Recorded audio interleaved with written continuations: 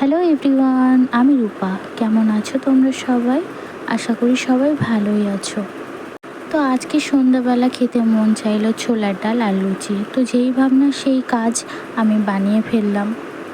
এখানে আমি তেল গরম করে কালো জিরে, তেজপাতা, শুকনো লঙ্কার ফোড়নে টমেটো, পেঁয়াজ পেস্ট করে আমি এটা ঢেলে দিলাম। তারপর ভালো করে এটাকে কষিয়ে নেব।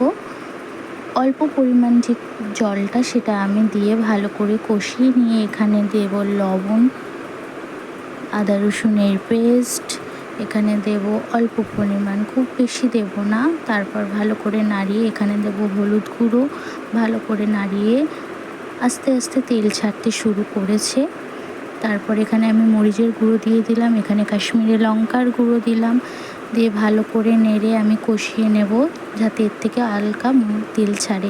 আর এখানে আমি দিচ্ছি চানা মশলা যাতে ফ্লেভারটা আরও সুন্দর আসে। আর এখানে দিয়েছি ধনিয়া গুঁড়ো। দেখো তোমরা যে আস্তে আস্তে কষাতে কষাতে এখানে হালকা তেল ছেড়ে দিয়েছে। তেল ছাড়লে আমি সিদ্ধ করে রাখা ছোলার ডালটাকে আমি দিয়ে দেবো। খুব বেশিক্ষণ কষাবো না, যেহেতু সিদ্ধ করাই ছিল। অল্প পরিমাণে জল দিয়ে আমি ফুটিয়ে এটাকে নামিয়ে নেব যাতে মশলার গন্ধটা না বার হয়। আমি অল্প পরিমাণ জল দেব এতে।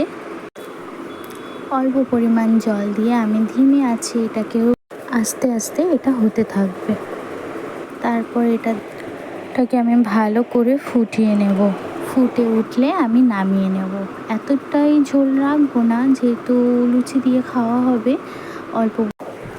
দেখো আমার ছোলার ডালের রেসিপিটা কমপ্লিট হয়ে গেছে।